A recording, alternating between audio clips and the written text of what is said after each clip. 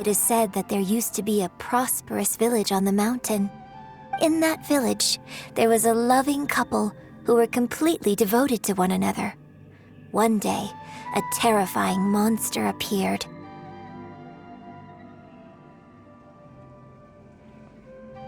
The wife was out collecting herbs and was captured by the monster. Her husband was so distraught at the news that it broke his spirit and drove him to madness. The vile and vicious monster told the villagers, "If you want to live, you must sacrifice a child to me." What a nasty piece of work! Paimon sure hopes this monster gets put in its place! But the monster was so terrible and so strong that all within the village were terrified of it. They had no choice but to give in to the monster's demand. Just while they were discussing whose child would be given over to the monster, a little girl suddenly stood up and came forward. No! Don't do it, little girl! Unbeknownst to anybody else, she was concealing an exorcist's blade. She approached the monster's lair, feigning fear and trepidation.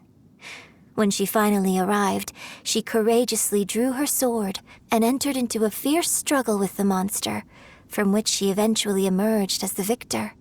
Her extraordinary abilities drew the attention of the Adepti, and they took her as one of their own.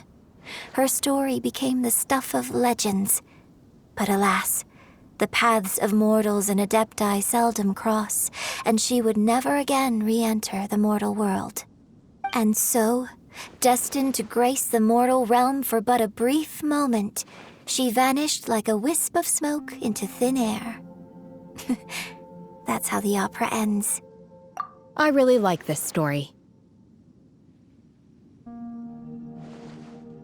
But I personally think that perhaps the little girl was not as brave as the opera makes her out to be. I'm not sure she deserves all the praise she is given. I've never considered that before.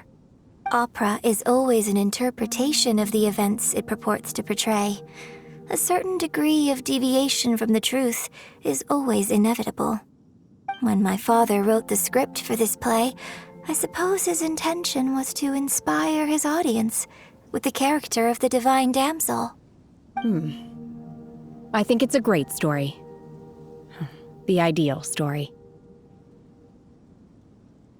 Well, it sure inspired Paimon! Let's go get her